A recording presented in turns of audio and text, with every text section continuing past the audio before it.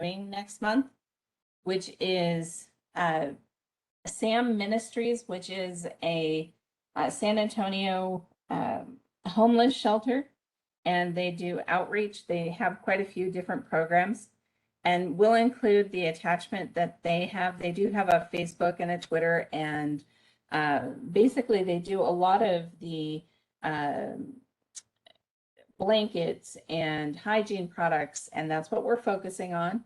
So if anyone has any donations that they'd like to put out, whether that be from hotels or dentist office with some of the smaller hygiene or travel products that they have, there is a collection box or two at Callahan Towers, which is on 10 at Callahan. And if someone is busy collecting at their building or their workplace, I'd be happy to come by and pick that up. Just let me know through my email, and you can get a hold of me at ann.waterhouse@yahoo.com and or my ASQ email. So that is something that I will also put out in the announcements. But this is a ministry that has been around for quite some time. They specialize in overnight and weekend stays for women and children, as well as individuals in San Antonio proper. So they do go through the entire city. They are looking right now for hand sanitizers, travel size shampoos and conditioners, lotions, chapstick, cleansing wipes, baby wipes, towels, blankets, things of that nature, hand cloth sanitizer, washcloths types of things. I am going to be doing that from now until December 20th. So if anyone has any interest in donating those types of items, I'd be more than happy to take those. And we also have a opportunity to help them with their gift distribution. They do a Toys for Tots type of program. And the week of December 5th through the 9th, there is a volunteer opportunity to wrap gifts for them. So whether we go over in groups of 2 or 4 or individually, I can also put that information together for everyone and get that out to you with the CEUs for tonight, which we will put out hopefully by the end of the week. And if you are interested in volunteering for that, that will be our event for December. So we will not be having an education program. We will just be doing a volunteer opportunity. So anyone who wants to join in is more than welcome. And again, if you want to do any type of collection, please let me know, and I'm happy to moderate any type of pickup that we need to do. On that note, I'm going to go ahead and I'm going to introduce our speaker for tonight, Stephen English. He is an ICF certified coach, and he is great. I listened to him a couple years ago, and I definitely took heart as to what he said. And I'm actually, after you listen to him, you'll wonder, well, Ann, why didn't you have your camera on? But I don't actually have a camera at home. So I'm going to say that right away. So he is an experienced trainer. He specializes in careers and communication. He has a wealth of information, and he teaches effective presentation skills, meeting skills, and as he said earlier, he used to be in quality. So I'm sure he has a lot of good things to say to us. He has his own business, and he's taught at industry leaders such as Samsung, ST Microelectronics, Black Locust, and the Innovation Lab for Home Depot. So he has done some really neat things, like taught for Red Bull. In addition to training, he coaches executives across a wide range of fields. And so he's done a lot. But public speaking is one of his main goals, and he does have Toastmasters public speaking clubs and those experiences, and he creates videos to share on LinkedIn as part of his weekly routine. So he's also a mountain biking enthusiast. So I will go ahead and welcome Stephen English and thank him very profusely for agreeing to speak with us tonight. And as more of you join in, I hope that you get a lot from this, because I've seen some really good meetings, and I know that Stephen will make us better at meeting. So lead on, Stephen. All righty. Thank you so much. Thank you for that great introduction. And yes, I remember that. I believe it was ASQ Austin, or maybe it was a PMI. I know I bounced back and forth between these two organizations because I managed projects as well as was a quality engineer for 22 years.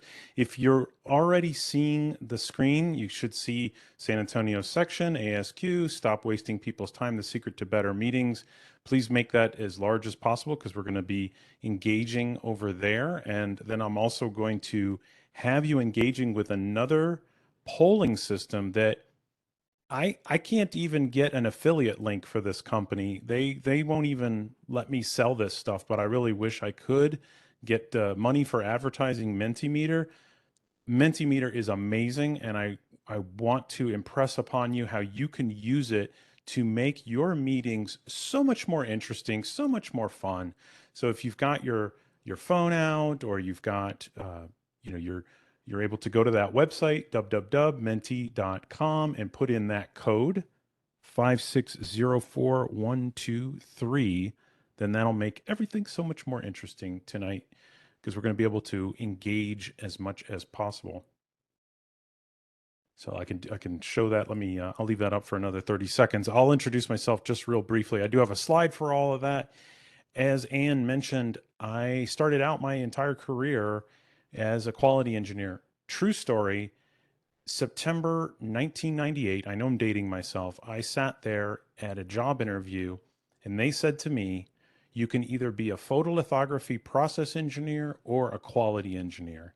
And I just told them, you pick. Amazing, right? And that just set the trajectory for my entire career. After 6 months at that company, they sent me out to Six Sigma training.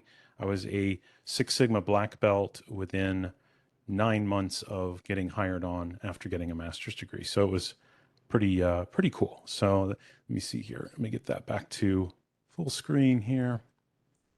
And let's see here. Full screen. Oops. Sorry, here we go. Okay. Oh, full screen is right there. Okay, cool. All right. So this is the first poll for those of you who got the app going, or you've got a window going. I'm going to go ahead and open the voting for this. How are you feeling about tonight's presentation? Are you excited? You really want to improve your meetings? Are you interested? I suspect we could improve them. Or meh, at least I get some continuing education units out of this. And don't be shy. If you're here just for the CEUs, I get it. Hey, I get it. I've been in your seat before. Maybe not literally, but figuratively, I've been there. I know what it's like. Hey, you got to get those CEUs so you can get your recertification. No one likes to sit through 4 hours of the CRE or the CQE or any of the above. I actually, across my career, I held a CRE, a CQM, OE. I think those were the two. Yeah, those are the only two that I got. And of course, a black belt before ASQ got in the game and started taking money for black belts. So I only got 4 votes so far. I know there's 19 people in the room. Let's, those of you who, if you're able to vote, mine says, pardon me, Stephen, I didn't Yeah. mean to bother you, but mine Yeah. says voting is closed. Oh, that's very odd. So let me, voting is open. It should say open. So that's interesting. Okay, no, people are still voting. So maybe just refresh your screen is my only guess. Maybe you got in there early before I hit the open. But thank you for pointing that out. Please unmute yourself at any point and jump in. Hey, nobody here just for the CEUs. Remember, this is anonymous. All right. Well, hey, I'm excited if you're excited. So I'll go ahead and where do we vote? Yes. So that was a great question. And the voting was on menti.com. So actually at the top of the screen, you can see it www.menti.com. So open up another browser window, and then it's going to ask you for a code 5604123. That's where you vote. Lucinda, thank you for asking that question. I appreciate that. Okay, we got about I'm going to give another 30 seconds here if we get another vote or two. So yeah, I know exactly what it's like. I was getting those recertifications myself.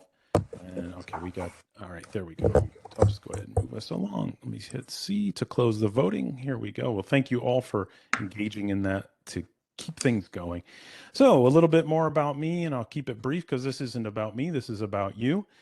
I was a physics major at this place up in the Northeast and got a master's in material science and worked in the semiconductor industry. This is not actually me. I started out with 4-inch wafers and then eventually got to 12-inch wafers when I graduated and left the industry in the year 2020.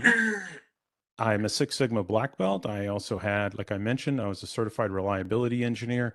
By virtue of me being 49 years of age, I'm probably on the way on the bathtub curve in the wear out. Who knows? We don't really know if we're in the constant failure rate or if we're in wear out. I worked at interesting companies like Samsung. As mentioned by Ann, I'm a Toastmaster. Love, love, love public speaking, if you can't tell. International Coaching Federation. I'm a certified professional coach.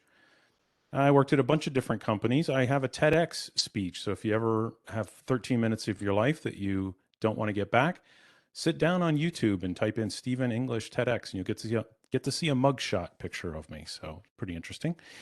Then I also do different types of assessments like DISC assessment, which maybe some of you have heard of, and then the 5 behaviors of a cohesive team. So this is your opportunity to put something in the chat. Please tell me, what is your role and how many meetings do you run per week? So just type in the chat, what's your role in your current job? Whatever, what do you do there? You don't have to say what you do, just your role. Are you the quality manager? Are you the quality director? Are you an auditor? Are you a reliability engineer? What are you? And how many meetings do you run a week?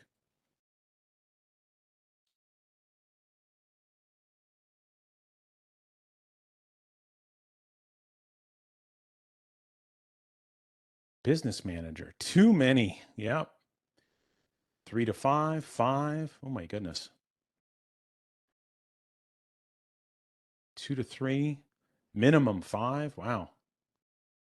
Running 5 weeks, 5 a week, 20. Oh my goodness. Well, then guess what? If you apply, yeah, you run 0, but you suffer to 2 to 4. If you apply what I cover in tonight's workshop or training, whatever you want to call it, that you will have more efficient meetings. You'll have certainly more fun meetings. And I promise you, you will be able to outsource more of the tasks as you learn about the different roles in the meetings. For example, design quality engineer, 2 to 3 a week. Awesome. So everywhere from 0, but suffering through 2 to 4, all the way up to 20. Wow, that's a lot. It's a high standard deviation. Okay. Thank you. So what are we going to cover tonight? Understand these basic elements of effective meetings. Know how to prepare an agenda. So you're going to get all these materials. I'm going to send them over to Ann. So don't worry about taking notes. But I'm going to give you, hey, what's a really good agenda template? Understand the different roles.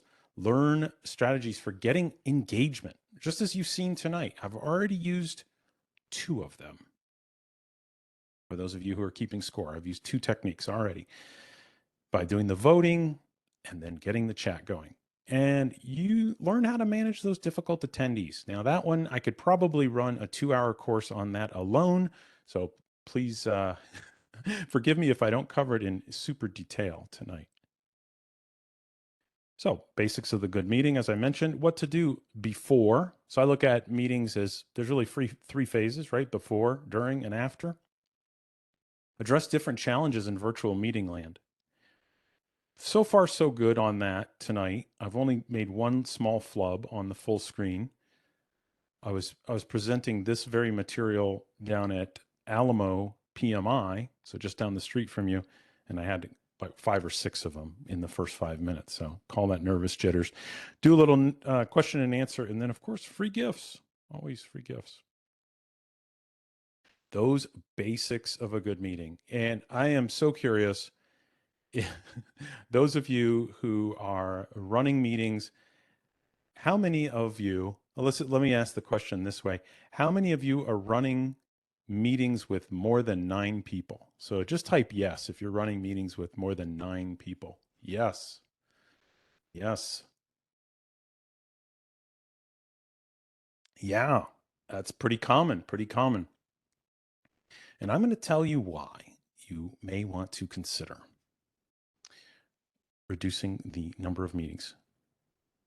So Wall Street Journal did a study looking at the impact of having more than, I think it was 7 was the basis. Yes. So when you have more than 7 people in a meeting, what happens? And it's a 10% reduction in the likelihood of coming to an actionable decision. And for those of you who, y equals mx plus b are wondering, what does that look like? Well, and you can tell your boss that if you go to a meeting and there's 17 people, you saw the graph, math doesn't lie, you have a 0% probability of an actionable decision. So just remember that. So the sweet spot is 7, and every person you add to that, it just reduces that probability of an actionable decision. And of course, if your content is information share, why have a meeting at all? So I challenge those of you who are having meetings where, oh, it's a project update. Well, maybe there's a better use of everybody's time there. So these are the basics of a good meeting, right? Have a detailed agenda, identify the role players, and make sure that the number of attendees does not exceed 9. And I know that's a tough one. That's kind of a true north kind of thing. All right. So talking about the agenda elements. So as you take a moment to look at this and you see, okay, there's a meeting objective, there's various roles that are assigned, there's the note taker, attendees, the timekeeper, who called the meeting, who's the actual facilitator, and you see what it is that we're meeting, actions from the last meeting, what's on the agenda, who's the presenter. Curious, for those of you who are running meetings, and again, nobody's keeping score here, we're all friends here. How many of you follow this level of agenda writing?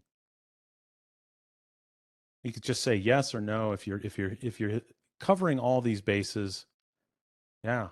I mean, that's right. Thank you for your honesty. Exactly. Yeah, thank you for your honesty. This is, and again, this is, I can't say that every single part of this is 100% necessary. Maybe not noting the timekeeper on the agenda, and maybe coming into the meeting and simply saying, "Hey, who's the who's going to keep time today, or who's going to take notes?" That's great. You can ask that in the meeting. Yeah, not all, but some. Okay, I get that. So just again, the important things here, asking participants, for input, giving those support documents. Maybe that's going to be under the please read, please bring. Are there any collaboration tools? Agenda items, oftentimes when you put an agenda item, ask it as a question. What will we do about? What is the next step? What ideas exist to address blah, blah, blah problem? What is the root cause of XYZ yield problem? Oftentimes putting agenda items as a question is very, very helpful to everybody in each of the meetings. Okay, so we know we don't. So I want to get a commitment from all of you, and I put this down in my notes and at the beginning, and I failed to ask everybody to say this in the chat. And again, I'm driving the engagement as much as possible. But please, if you're committed to improving meetings, just type in the chat, "I'm committed to improving meetings." Just love to know that people are here, they have an intention, that you're super, super interested in improving these meetings, right? So I am committed to improving meetings. Yes, thanks, Grant. Grant, you're breaking the ice tonight. I appreciate that. Thank you so much. Yeah, I am committed to improving meetings. Thank you very much. And that intention changes things for you, the way you will show up tonight in this training. Some different meeting roles: facilitator, note taker, timekeeper, and technology keeper. And I can tell you from my experience, and I bet you, and I'm not going to ask you to engage in the chat again for a couple more minutes, but many meetings I was at, that was all one person. That was really all one person. And oftentimes that technology keeper, that person who was troubleshooting all of the all of the equipment. And the funny thing is, I one time went to an executive meeting. So at Cirrus Logic, there was the CEO and the C-suite, and down to the technology keeper, they had that identified. He had one person in the room, and then that person had another IT guy on speed dial. It was really interesting. And that's what happens when the people in the room, their effective hourly rate is that high. Think about the C-suite, think about the VPs at your company. And if you want to know how expensive that meeting is, here's the equation for you. Take the annual salary of each of the people, divide it by 2080. That's their effective hourly rate. And then add up every single person in the room if it's a 1 hour meeting. That's how expensive it is. So that's why it's so important to improve your meetings. And that's why it's so important to have these roles identified. So what is missing? I can say a couple of things. If you're in a brainstorming meeting where you're trying to really come up with some great ideas, bring in an outsider.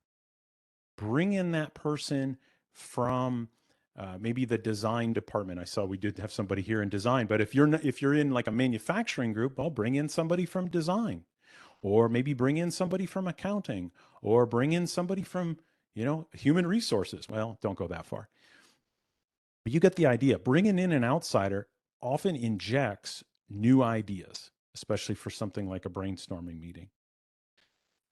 So these are some of the different roles. Of course, the meeting leader could be different than the facilitator. And that is, honestly, that's a recommendation I would make to you. That way the facilitator stays as a completely neutral party, as opposed to maybe the project leader or maybe the sponsor.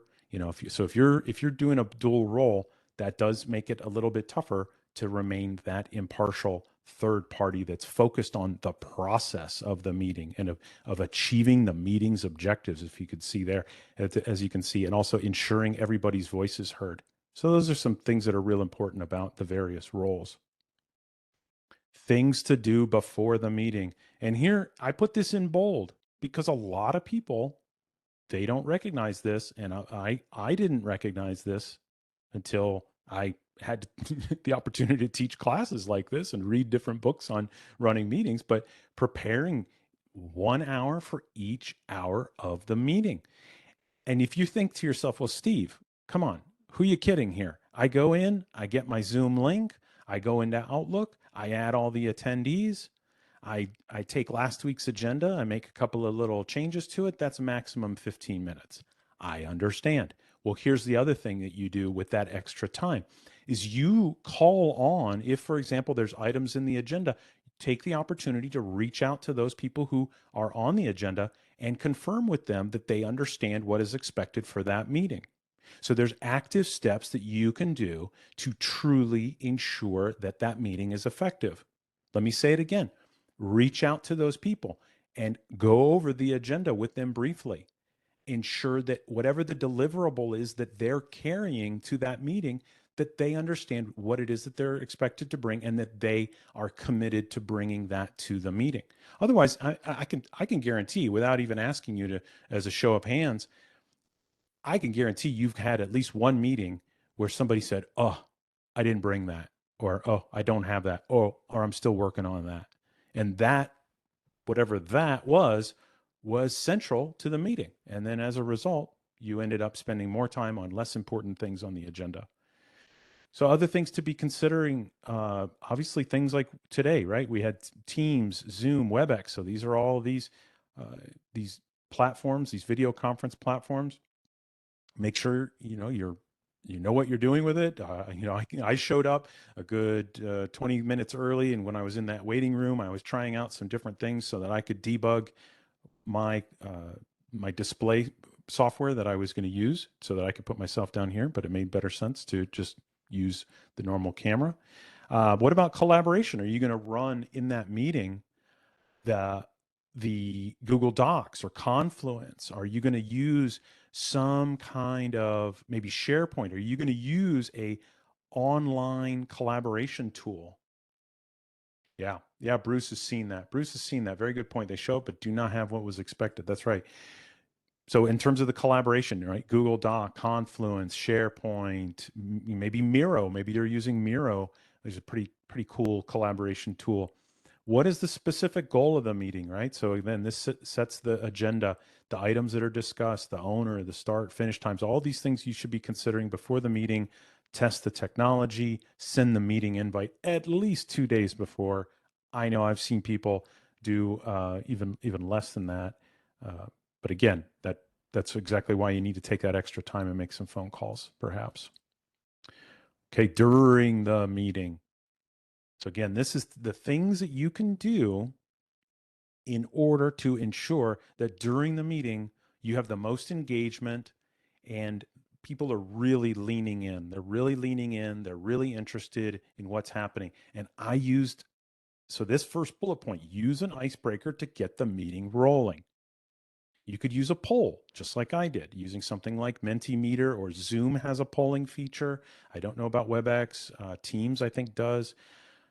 Introduction of all members. Now, maybe if it's a brand new team, hey, that's a great opportunity for people to start to introduce themselves to one another and get to know each other, especially in this virtual world. And I would say if you're the type of person in your role where you kick off new teams and there's a lot of churn in that, I would say, and I didn't put it in the slides, but if you're taking notes at all, look up something called levels of disclosure. Levels of disclosure, very important. What that means is when you're doing introductions, you can ask questions that get people into sharing thoughts and feelings. And that's actually how we connect as human beings, right? When people start to share feelings, they get real, and that's how we really can connect. More so than saying, hey, what's your role? Where were you born? All that's great. But getting deeper into thoughts and feelings and around a particular topic, that's important. Generating interest at the beginning of the meeting. Let's say, for example, and again, I'm a semiconductor guy, and we would have wafer issue crashes. We would have tools going down. Coming into the meeting with the shocking statement or the data plot showing the problem, that's a great way to grab everybody's attention. So just imagine either in the virtual environment or in the face-to-face environment where the first slide you put up is one of these industrial metrics that has just gone into the toilet, right? That's a great thing to start out to really grab the interest. That is that emotional grab. It will really grab them as quickly as possible. During the meeting, I write minimum viable PowerPoint, and I am breaking that rule tonight 100%. But what I would say to do, and I can't do it with this technology that I have here. I don't think I can. Yeah. But what I would say is, if you do have PowerPoint up on the keyboard, so when you have it displayed on the screen, if you hit the letter B, it will blank the screen. So in addition to having fewer words on each slide and not putting too much information on each slide, you can also, while there's a discussion, hit B on the keyboard, and it will blank the screen. And that'll keep people from looking at the screen and keeping people engaged in the discussion during the meeting. And then the 5-minute rule, that's, hey, every 5 minutes, let's try to have some kind of engagement throughout the meeting, whether or not, kicking off with dad jokes. Good idea, Lucinda. That's another thing, right? So another games or jokes, that's a great way. Now you're making me think of the one dad joke that I have. Okay. Ooh. There's one about people of Dubai don't like the Flintstones, but the people of Abu Dhabi do. Okay, that was it. Okay, good. If I said that too quickly, move forward. Anyhow, ground rules. And hey, as Ann pointed out, I would really love it if everybody had their cameras on, but I can't get you to. But I would say cameras are on, right? That's the last ground rule here. Beware of background noises. Mute as necessary. I've been on meetings before where the person left the microphone hot and a spouse came in the room, or dogs came in the room, or kids came in the room, or all kinds of other things that I won't mention. Yeah, speak in headline, focus on the main points. Silence your devices. Obviously, be on time. Participate, which I'm really appreciative for all of you who are participating here tonight. One person talking at a time. So these are very basic. I might ask you from some of your ground rules. Okay, here we go. So what are some of the ground rules that you have? Time to go back to Mentimeter. What are the most impactful, helpful ground rules for you? So when you're running a meeting, what kind of ground rules do you use? Let's go back over to Minty. I believe that it's, oh yeah, mutual respect, 100%, 100%.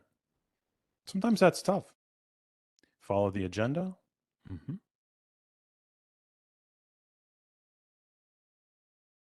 Yeah, that could also be like no side conversations, especially when we were face to face.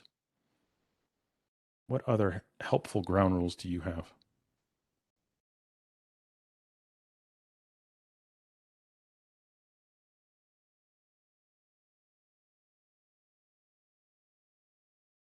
Yeah.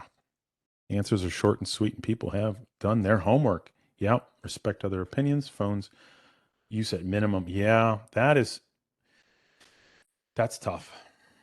So I assume that that's an in-person rule, the phone use at minimum,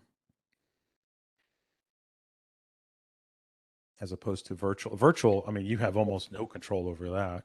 Right. Old school, right? Yeah, that's right.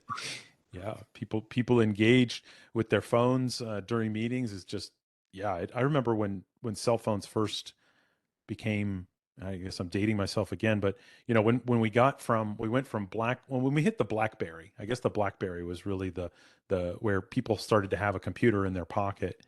Yeah, people at that time, people did make that a ground rule, like, hey, don't play with your phone. But that has since flown. Nobody's really able to do that. If you're not there to discuss, we move on. Yeah. Come prepared, must participate, or I will call on you. Yes, that's a great thing to point out. Thank you for that submission there. As a facilitator, balancing the engagement is part of your, let's say, your reason to exist, as it were. Yeah, the techies and the engineers. So Bruce, thank you for pointing that out. Yeah, I think we're losing a lot of that ability to communicate when we don't have our cameras on. There's a study in UCLA by Dr. Marabian. I forget exactly how to spell his last name, but he looked at communication. And when it comes to our credibility, or let's say how our message is being received, only 7% of it is the verbal, 38% of it is the vocal, and 55% of it is visual. So we're losing so much in terms of that context, that data stream, if you will, of a person's facial expression, a person's body language, posture as they speak, by not having the cameras on. Yeah, what happens when leadership is engaged more on the phone than with staff in the meeting? Yeah, oh, sorry, somebody asked me that privately. I won't say who that was. Yeah, that's a great question. And again, that goes back to those ground rules and asking people, are they committed? What could get in the way? Or maybe if there is a time during the meeting that is so important for engagement, maybe a brainstorming, maybe you're using the yes and game, meaning you're going around the room. Every person brings an idea. The person who says, let's say Lucinda has Larry sitting next to her, And Larry says, yes, what I like about your idea is this, this, and we could do this, right? So playing the yes and game, that is, and maybe that's a brainstorming time. That's a time where you really need to be actively listening, right? And maybe asking the team during that time to please set your phones aside. I understand you have urgent matters, maybe from the manufacturing floor, or maybe from something that's going to come up with your family. I get it. Let's stay engaged. So thank you all for that participation here in different ground rules. And I'm going to go ahead and move forward. I love the fact that I'm getting questions here in the chat. Thank you very much for that. Techniques to drive engagement, things that we've talked about a little bit here, just like that chat, the chat box, right? And we've been using the entire time here during this presentation. Mentimeter, Miro. If you've not heard of Miro, check Miro out. It's pretty cool. It's like a giant wall for Post-it notes and text and everything. You can put all kinds of cool things up there. The literal Post-it note. If you're doing face-to-face meetings, these are great ways to drive engagement, especially with introverts, people who do not like to speak out in the meeting. An introvert will be more than happy to write a lot of stuff on a Post-it note. And then, of course, speaking of our introvert friends, which make up 43 to 47% of the population, ask them to be timekeeper or scribe to get them more engaged, get them to have a reason to speak up and also be called on more frequently. If you have any other ideas about how you're driving engagement, love it if you would drop that in the chat. How are you driving engagement? But wait, there's more. If you've got breakout rooms, so if you're a Zoom person, you've got breakout rooms. And a wonderful thing about the breakout rooms is you can use them for sending off smaller groups. Now, again, if you're using the rule of thumb of 5 to 9 people, and if you got 9 people, you could send groups of 3 groups of 3 to discuss an issue and then bring it back to the larger group. Or if you do have such a large group, the breakout room can get you that level of engagement that you're looking for, the discussion that you're looking for of having a 5 to 9 sized meeting. Let me say that again and make it clear what I mean by that. If you've got a big group and you really do want a lot of ideas and get those actionable decisions that start to bubble up, send the smaller subsets of that 30 or 20 or whatever that is into a breakout room, let them discuss for some period, and then have them come back and report out to a larger group. So that's another really great hack that you can, I don't even like using the term hack. There's no hack. It's just a really great technique there. If energy's low, hey, I've been to meetings, 3-hour-long meetings without a break. Who are they kidding? So that's a great opportunity to take those breaks. And here's the deal. When you send people away, one thing you can do is pose a question so that when they come back, so when the group comes back, there's a reason to immediately ask them a question and re-engage. So just imagine, right? You've got a meeting and you go on break, but you're like, okay, everybody, we'll talk about the next agenda item when we get back. But if instead you give them a question, you pose a question before they go on break, when they come back, now you can do a debrief on that question. And that's going to get people really to lean in and engage. Yeah, Bruce, the breakout room, I'm not sure what other platforms do it, but Zoom is pretty great at that. Which month we would do breakout into small breakout rooms after the program to attend. We would discuss 1 or 2 questions. Yeah, that's right. One person from each group. Yeah, Linda, that's a great idea. That's exactly what I'm talking about. And that's a great way to actually make the virtual meetings effective. Break out in those smaller rooms. Cool. Okay. Now, this is when you've got that person. We all have been there. We all have been there when we have that one person that just dominates the entire meeting. And let's see, is there a hand raising there? Again, I'm learning how to use WebEx tonight, but I'm sure those of you who've been out there, oh, I see some of you have turned your cameras on. So if you've got that person who dominates, I'd love to know what you do. So when you've got that one person who just maybe they get on their soapbox, or maybe they talk too long, or maybe they attack other people and they're really dominating. What are some of the things you do with that person? So if, for example, somebody cuts me off, I might say, "Hey, I'm speaking. I would like to at least finish my thought." If you are the facilitator, you can say something like, you paraphrase what I believe you said there was blah, blah, blah, blah, blah. Turn to the rest of the group. I'd like to hear what other people have to say. See what happens. Or if the speaker continues to talk, say, what else do I need to understand? What else? Is there anything else that I need to understand? That's even better because it's a closed-ended question. The last thing is that poker face.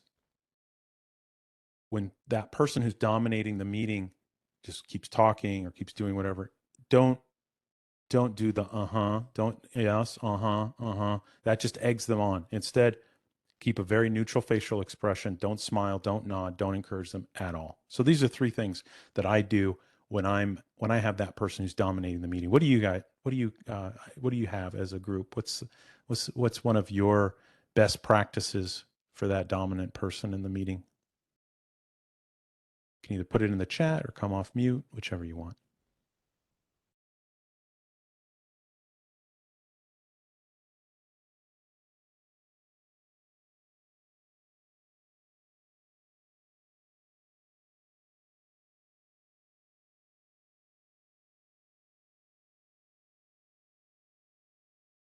Yeah. Yeah, Brian, very honest there. But make an opening for the person. So by you saying making an opening for the person, maybe you would be calling that person by name and saying, "Hey, Lucinda, I think you had something to say," for example. That's a great one. So thank you for that, Brian. So Tim says, say thank you, and we have to move on. Yes. Yeah. And that's the beauty of the agenda. You can point to the agenda and blame it on the agenda. The agenda says we are going to talk about XYZ topic for 10 minutes. We're already at time. We're going to need to move on. Excellent. Any other suggestions?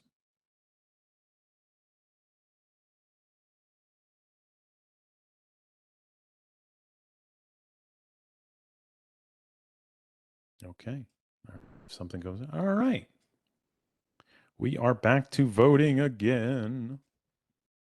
Yeah, for those of you who are running those virtual meetings, what are they like? Is it like The Price is Right? I know I'm dating myself a little bit there. I don't even know if Price is Right is still on. Well, maybe he is. I just don't have time to watch daytime television. But is it like a game show? Is it like a football game? Is it like a funeral? Is it like a court of law? Everybody's waiting to be called on. Just observing. That's right. There's just some players. Yeah. Normally, as the quality folks, we're the ones who are doing that, calling on people. But yeah, of course, even within the quality department, maybe you've got a executive who's calling on you about something. So everybody's a little bit nervous. Football game. Let's see. We've got a total of 9 votes so far. Anybody else? I'll give it another 45 seconds or so, or a minute.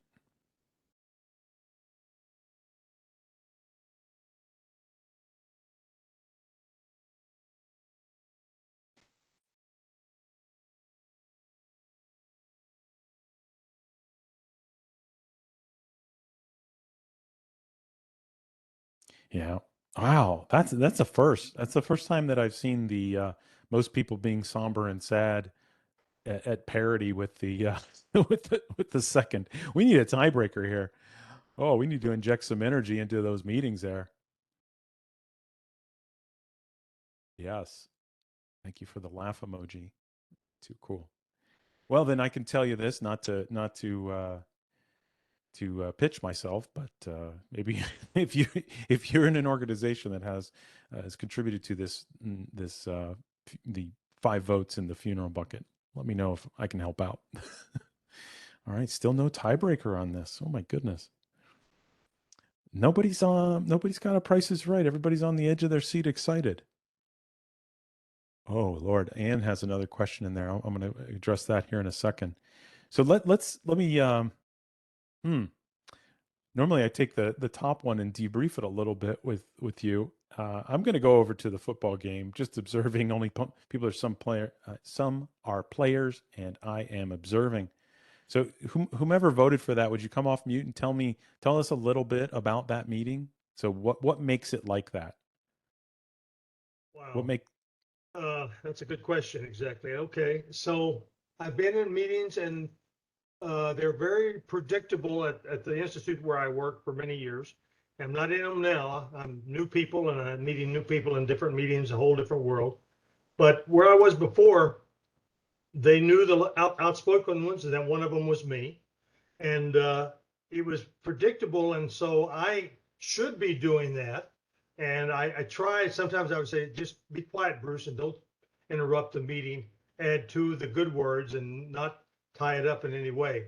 So I'm confessing a little bit to this group. I don't mind that. But I just voted for that exactly. I wish the Price is Right would be what we will all get, but it isn't always that way. That's for sure. Yeah.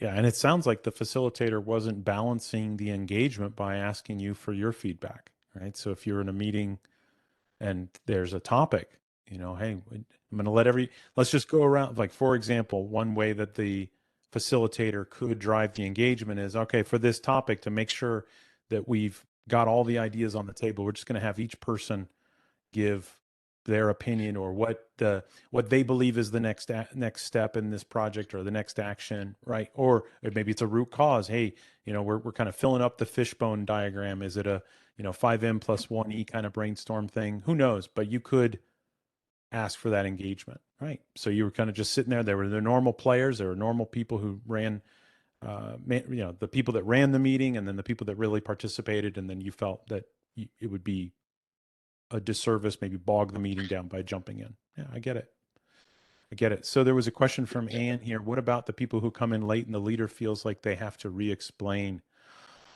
Oh, any way to stop that without embarrassing the leader of the meeting? I can name the name of the guy that used to do that, but he was the one that was always late, and then he would say, wait a minute, catch me up. That's just going to be if you're the facilitator of the meeting, you could say, we'll let you know since again, this is kind of the good of the many outweighing the good of the one. If anybody knows who I'm talking about when I say that quote, the good of the many outweighing the good of the one situation, where you might say to that person who came in late, instead of re-explaining, say, we're on this part of the agenda. At the end of the meeting, we'll catch you up. But yeah, they need to have a ground rule. That's right, Larry. Yeah, let that person know. What I'm pointing out is, rather than sinking the other 8 people's time, or the other 7, or whatever N is, it'd be better off to have that conversation at the end of the meeting, maybe one-on-one. But great question. Yes, Spock. Exactly. Thank you, Lucinda. I knew there'd be a Trekkie in the crew. At least with that quote. That's a famous Spock quote. The good of the many outweighing the good of the one. Okay, well, thank you all for your votes there. Let me close the voting. All right, I am going to show you. This is an idea for how you could run a meeting, and I'm including this in the materials, and you can find this on this website, Happy PhD newsletter. The gentleman was able to take Daniel Kahneman. So Daniel Kahneman is a Nobel Prize winner. He wrote a book called Thinking Fast and Slow, if I recall the title there correctly. And this is his meeting flow for making decisions. And so I'm not going to go step by step through it, but here's the key. The key is, just like I was saying, of the things you can do before the meeting, during the meeting, and after the meeting, this flow encapsulates all of that great stuff, except for one thing that we'll talk about here at the end of the meeting. He doesn't tell everybody to do, but you can see here, call the meeting, start compiling the background information, just as I was saying, so 1 week prior, 3 to 5 days, send the background information, ask for individual inputs, 2 to 4 days, 1 day. So this is almost like a Gantt chart. This is almost like a work breakdown structure or a Gantt chart that you could use for running your meeting. So I highly encourage you to take these engagement tips and ideas that we've covered, and then add to it this Kahneman flow, and to have a better meeting execution, quite frankly. So anyhow, you can read about this on this website, and of course I've got the almost slightly blurry image of it here, but it's readable. Okay. After the meeting, and so this is not what Daniel Kahneman doesn't put this on there, and I'm a big fan of that. I almost pulled out the attribution for the quote to do another question of who remembers who said that quote. That quote, I learned that quote in the year 2001 from our HR director at ST Microelectronics. A guy named Lex Stapp said to me, "Feedback is the breakfast of champions." And it never went away. It never went away. I don't know why, but that quote, it just stuck with me forever. And getting feedback at the meeting, at the end of the meeting or after the meeting, you could do it if time is an issue in terms of asking for meeting feedback. You could easily send out a survey. You could send out an email to the attendees. But really what you're looking for is that continuous improvement, right? This is, here we are. We're all quality folks. And how many of us are actually applying continuous improvement to our meeting process? And that's exactly what this is. This is a continuous improvement loop. You'll gather the feedback to make the next meeting better. You could say, hey, what was good? What needs changed? Plus delta. You could ask 3 questions. What went well? What didn't go well? What could we do differently next time? So these are all things that you could do to really, really leverage the opportunity to improve for the next go around. Oh, interesting. Okay. I see Lucinda is talking about any advice on keeping participants from trying to solve every potential problem right now that may be called out during the course of the meeting. Yes. Thank you, Linda. You read my mind. Yes, the parking lot. Now, I've heard different opinions about the parking lot. Sometimes we drive a car over there and we park it there, and then it rusts and it never gets addressed. However, you can use the parking lot in the meeting. In other words, great feedback. Carlos, for example, I'm looking at my array so I can pick names, but maybe Carlos jumps in and says, well, wait a minute. I think we have this other problem. Well, thank you. First of all, acknowledge it. So thank them, acknowledge it. Let them know that you agree, or maybe you don't agree, but you could say that is a problem or that's not a problem, or you could not jump in about your agreement or disagreement, but you could simply acknowledge it, thank them for the feedback. I'm going to put that in the parking lot, and if time allots, we will address that, or we'll add it to the agenda on the next meeting. Yeah. So yeah, great catch there, Linda, with the parking lot. I'd be interested in knowing if time allows during this meeting, during this trading, I'd be interested in hearing how you use it. So I will come back to that. I'm putting that in my mental parking lot.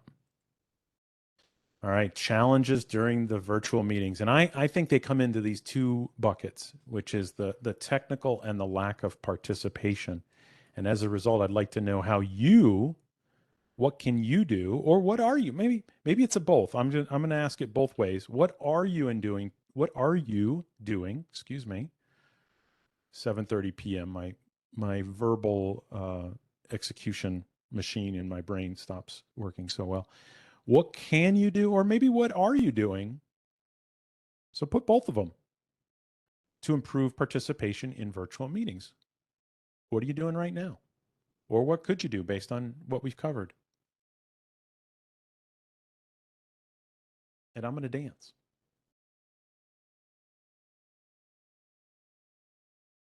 I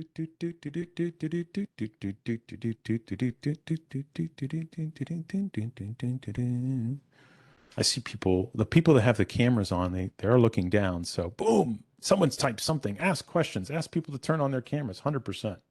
Yeah, ask It's people saying questions. that the voting is closed again. It says that. Maybe if you refresh the screen.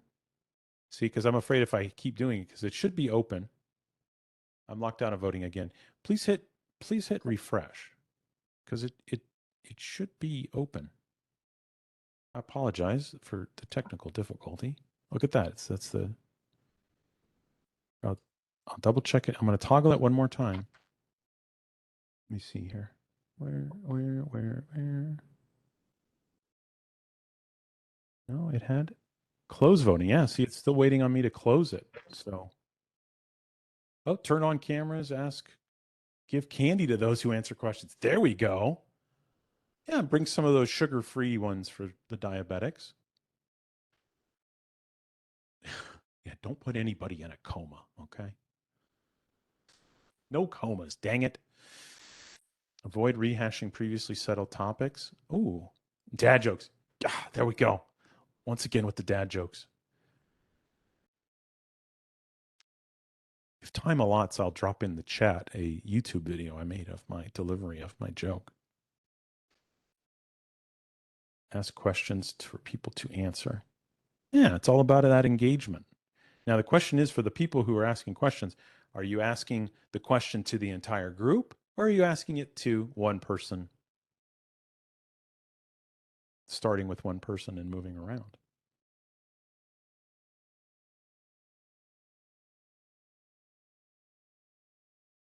Grant, are you still locked out? Because it looks like it's working again, or it was working.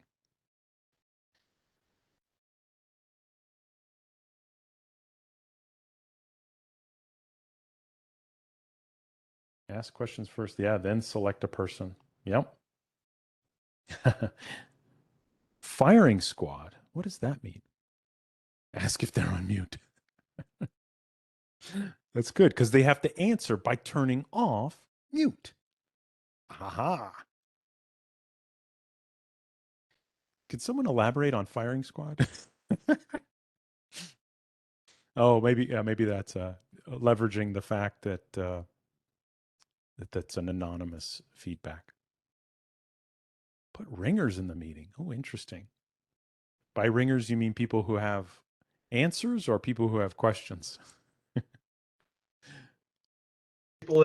Yes, people to bring up certain things that maybe you're thinking about or someone else is thinking about it, and they're almost guaranteed not to bring them up. Something like that. That's a ringer, right? You set a ringer out in a racetrack, you put a ringer in a job like yours, you put ringers out in the audience. Meeting audience. I wouldn't have it. I would have that the agenda item is still, let's say, I wouldn't bring in a ringer to confuse things by adding information that other people don't know, though. I would maybe bring in the ringer to, if there's let's say there's problem solving, but the ringer kind of maybe knows something more than the others. Is that what you're talking about? So, yes, although sometimes it takes a person like me who just, you can't shut him up, and they come to you before the meeting and they say, okay, there are 3 areas I need to be brought up. Bruce, I know you like to talk. Why don't you just make a couple of points? I suggest you the following 2 or 3. That's a ringer. Now, it may not be appropriate. I'm admitting that to you. You're the expert, but I'm just saying sometimes that works.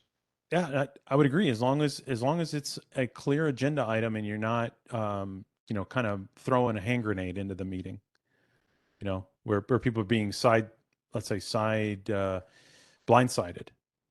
But I agree in terms of throwing in some extra ideas, or okay, the other one. So yeah, bringing in a ringer, a hype person. So person who gets really excited about the problem, maybe hypes other people, you know?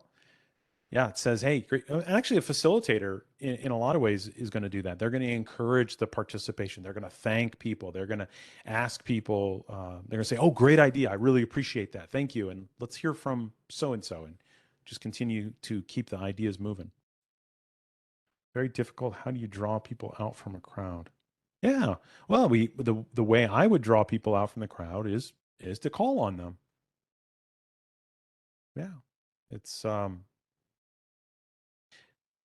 and if I guess that goes back to having the right people in the meeting. If if there's a person who feels that they don't need to be in the meeting, then that's an issue. And so they would, if you called on them and they felt that they didn't need to be in the meeting, then that is a problem of having the right participants in there. But I would say if they know why they're in the meeting, and asking them questions to draw them out, I don't see anything wrong with that personally. Well, thank you for the engagement there. Let me close the voting. All right. And I know I have an hour, so we have a bit of time for Q&A. And anything that I don't have an answer for, which I can guarantee you there's going to be some questions that I don't have an answer for, I will follow up with Anne and the other organizers. So given what you've heard, and of course I'm gonna have an opportunity here in a couple more slides for you to identify what that one thing is that you're going to put into practice. Before we get there, I'd just like to clear up anything that is a little bit confusing to you or a question you might have. You can either, I'm hearing an unmuting. I have a question. So this Yes. is, and we have a weekly staff meeting, and this is with not senior staff, and uh, we don't communicate well on most days, and there are two staff members that are pretty much culprits of that, and but what ends up happening is we're like the football players. We do watch, what goes on, who's being called upon, this type of thing. So the communication doesn't flow. And when you try and suggest gently that the meeting go in a different direction, or that people turn their cameras on, as most people do have cameras on, there are always two individuals that do not have their cameras on. And these two seem to get away with it. My question to you is this. By then, almost everyone has checked out. So when they do their updates, A, everybody's checked out. B, we're running low on time. So they kind of run through this just verbal diarrhea of what are you doing? And nobody really knows. So it's really ridiculous that we're even there by then. Any suggestions for making it more of a back and forth and more of a actual, what are we working on? What's the highest priority? Does anybody need help type of meeting? Well, I'm hearing a couple of things. One, you've got individual behaviors, which are the two culprits as you describe them. I'm hearing an issue around the agenda, because you said that by the end of the meeting, when they get called on, everybody's checked out. So that to me sounds like agenda order, that you could, in principle, if you were the facilitator or you had the ear of the facilitator, you could point that out and then ask them, well, could you take their update and put it to the front? Then that sounds like there's a ground rules issue. So those are the three things that I'm kind of hearing there. So let me go in reverse order. Ground rules. Is there any ground rule around cameras on? There has not been to date. Okay. So that's I would say one opportunity in terms of, and what would that buy you? What do you so is it that everybody else has their cameras on except for these two people? Did I hear you correctly? Most often we will have at least, would say 60% of the group has their camera on. Okay. The matter is that there's one individual who works out of the country. There's another two individuals who work out of state. So sometimes I don't know if it's the internet connection and can they do both voice and camera. Mm-hmm. And so that can be difficult sometimes, especially with the media that we use, which is Teams. And I know that I sometimes have difficulty, so I do have to open up my camera if I'm working from home that day. Mm-hmm. So, it's one of those things. And frankly, the lights in my office also go out if I don't move from behind my computer screens. So it's a little funny, but it's just strange how people will not be willing to be on screen when they're discussing their own projects. Mm-hmm. Yeah, so it sounds like there's the possibility that there are people who it is at this point impossible for them to have their camera on 100% of the time, and then there's the people who choose to not have their camera on. So it kind of sounds like it's a mixed bag there. So I don't know if that's going to be something that you can really toggle per se in terms of a ground rule. I mean, I would propose it. That's what I would say, and then let people kind of push back. I would. That's one thing. If you don't have the ground rule, then at least try it and then see what can happen. That's the first thing, and then maybe changing the order and the agenda. Do these people report to you, or do they report to somebody else? They report to somebody else. Okay. Does that other leader recognize let's say, the behaviors? I'm gonna plead the fifth. Okay. Yeah, I mean, it sounds like there needs to be some difficult conversations around that in terms of just starting with the facts and the impact, and then asking them what they think, right? So here's the fact. Every week we have these meetings. This person does this. In other words, so facts are just fly on the wall observer. So if a fly was in the room, the fly isn't able to read minds. The fly isn't able, isn't talking about emotions. It's just the fly is saying, I see this and I hear this. So starting out with the facts as you have this difficult conversation with their management.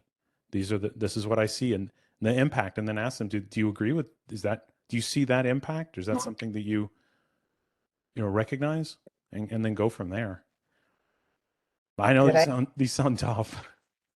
No, that's a good idea. And I think, I think people would be open to it, at least the people that are normally on camera. And I think when we have had the majority of people on camera, it's almost peer pressured everyone into being on camera. Mm-hmm. So it can work that way. So we can try it.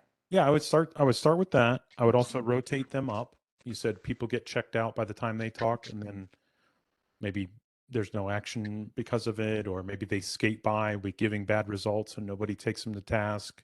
I don't know exactly what the behavior is, but yeah, maybe rotate them up, or maybe ask the agenda owner, the facilitator, to rotate the agenda unless there's a specific reason why it's in a particular order.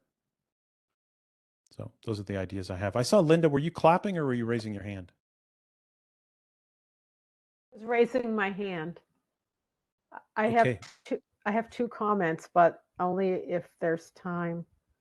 I believe we do have time. What are we Okay. up to? So I concur with what Ann said, and here's how I look at it. I'm on a board that inevitably every time we have a meeting, there's one person that never turns on their camera. And I equate it like this. If I'm in the room for a board meeting and one person's constantly looking down at their phone, looking away, doing something except being a part of the meeting, that would never be tolerated. So why do we tolerate people on virtual meetings to turn off their camera? Yeah. I don't know if they're listening. I don't know if they're participating. It's just rude. And I don't know why it's become a norm that we accept it. I don't think we should accept it. And number two, I would, talking about roles, if people don't want to participate, perhaps they need to, we need to rotate roles of the meeting, like those roles that you showed at the beginning of your agenda. Maybe one of those people is the one that facilitates, or maybe one of them, maybe they switch roles. One is the note taker.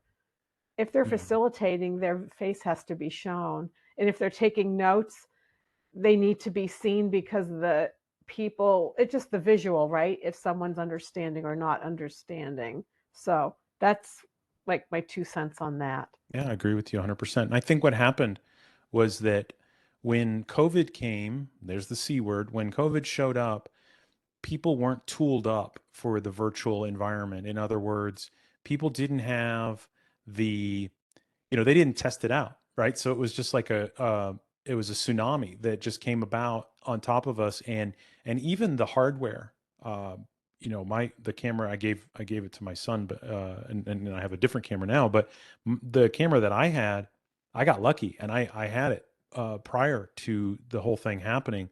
But then when I went over to Amazon, it was completely out of stock, and then the prices of them went through the roof. So even the hardware got really ridiculous, and of course, most of the laptops had it already. But between that, the broadband capabilities, whatever you have, DSL or cable modem or what have you, your internet, your home internet. There was a bunch of technological challenges that people weren't ready for. But I think at this point, it's not an excuse anymore. I mean, here we are. It's 2+ years.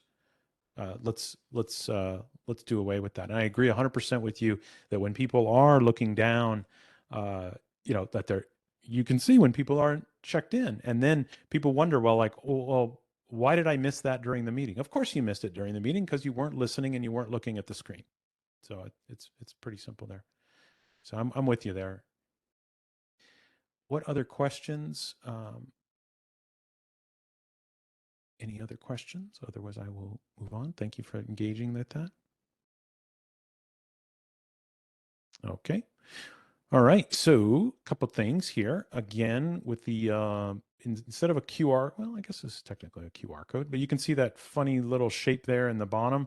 That is my link tree link. So if you point your camera at that, I also can put, since it's, let me go here real quick. Please hold, your call is important to us.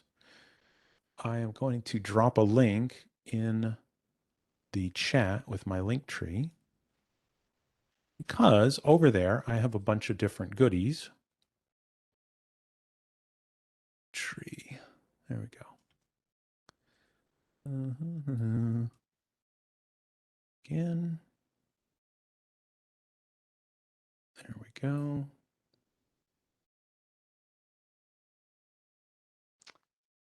I got some free resources there to send over to you.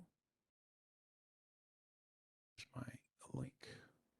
Share. Here we go. Copy. There we go.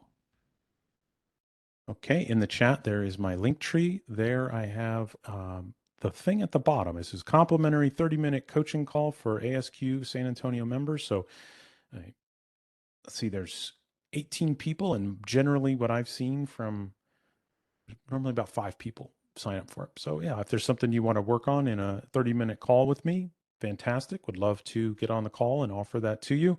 And if you email me, which I'm going to give you my email address, and can connect with me on LinkedIn, I will send you these different meeting resources, right? Cut down on excessive meetings, facilitate more productive meetings, and managing video meetings to avoid collaboration fatigue. So those are all freebies. So if you've already got the link tree is in the chat. So there we go. And so here's the deal, right? I asked you, about 5 to 10 minutes ago. What's that one thing? What's the one thing that you will do differently as a result of tonight's training? Now, maybe there's a person you can be accountable to virtually. Maybe you're going to go into the WebEx chat and send a private message to, let's see, Chuck, right? So maybe Chuck is going to receive a message from Peter. Peter's going to say, hey, I'm going to do this. This is the one thing I'm going to do, and create that accountability partnership. Or Diane, you're going to message Larry, or Peter, you're going to message Robert. I'm feeling like the teacher on Romper Room right now again to age myself. I saw Grant smile. He got that Romper Room reference. Gosh. So hey, who's that one person? Or maybe it's somebody in person. You know, you're listening to me, and now you're calling out to your roommate or your partner, or maybe you have a bird that's really good at remembering what you tell it, and the bird is going to tell you breakout rooms, you know, whatever it is. Find that person that you're going to be accountable to. Tell them what you'll do and by when. By when? Remember when I worked at Samsung, that was always the question. By when? By when will you do that, Steve? So what's that one thing? Finally, big thank you. If you've not already connected with me on LinkedIn, please do. That's where I hang out. That's my jam. I do have a TikTok channel, but it's not as cool as my LinkedIn channel. That doesn't look like you. That guy doesn't look like me. No, that's Oh, not he the doesn't have a same beard. person. Yeah, he's shaved. He's shaved. That's clean shave Steve. That's babyface Steve. But no, this is my wise version. I'm working on getting up to Grant status though. I'm gonna need to grow this out a little bit. But thank you for that. And let's see. Yeah, you've got my contact info. If you'd like that, those 3 free gifts, please send me an email at info@stephenenglish.net. Personal commitment. Bruce typed it in. That's awesome. No Shave November. That's right. I was launching into No Shave November. Okay, that's what I've got. I am gonna hand it back to. I am now done sharing screen. Let me stop the share. I'm going to hand it back to our leaders. Thank you so very much for your participation, your engagement tonight. And it's really great to meet all of you and serve you in this capacity. And thank you so much. And that was great. And I love the participation from everyone. So everybody, thank you for participating so well. I think this is the most participation we've had in a long time. So really, thank you. And thank you everyone for being so willing to do that. So I really appreciate it from all of the group. So congratulations, everyone. You've graduated into better meetings.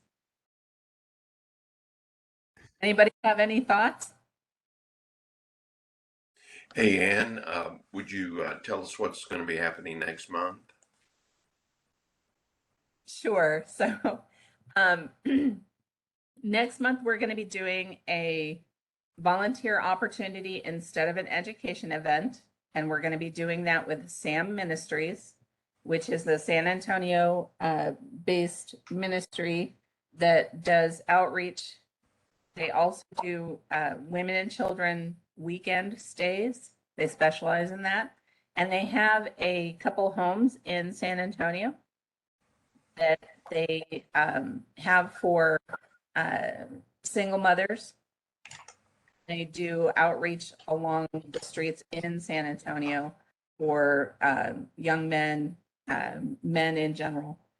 And so all of those individuals will be collecting donations for, as well as the week of December 5th through the 9th. We are planning on going over and helping them get ready for their Toys for Tots program, which would entail us doing present wrapping. So anybody that's good with wrapping presents or putting things in bags for people, basically that's what they're looking for. And it would be from 4 in the afternoon until 6 p.m. on, I believe it's Monday, Tuesday, and Thursday, Friday. I will put out the dates in the CEU that we have going out.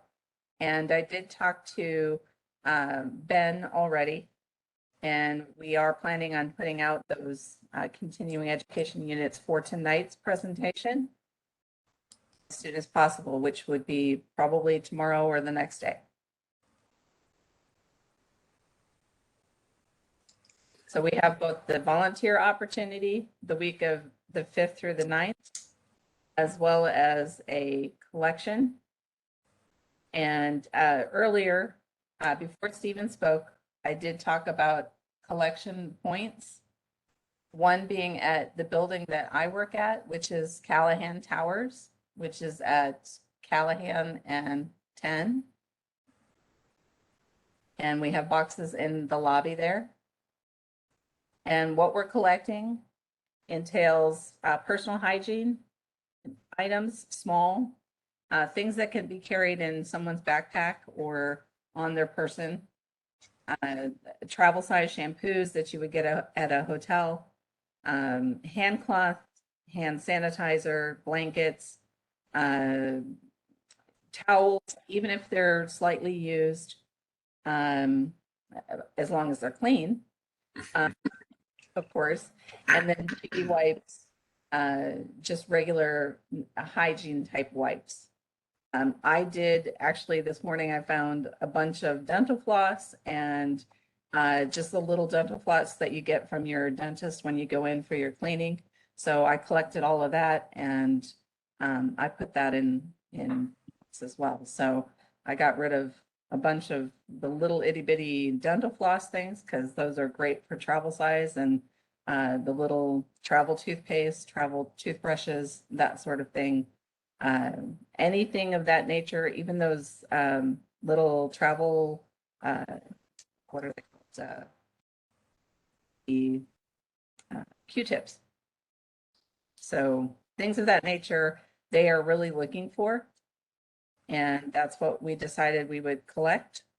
So if anybody has any of that, or again, if you wanted to collect that at your office, I'd be more than willing to go ahead and pick that up or arrange to have that picked up from your building.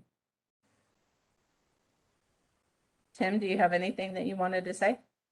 No, we're good. Thank you so much for setting this up. And again, Steve, if you're still there, I don't see you, but appreciate everything you presented this evening. Been very good, very engaging, and get us to be thinking about our meetings and how to improve them.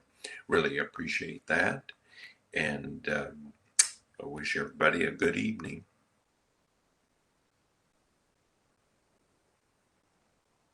All right. Thank you. Okay, we are adjourned. Thank you. Bye-bye.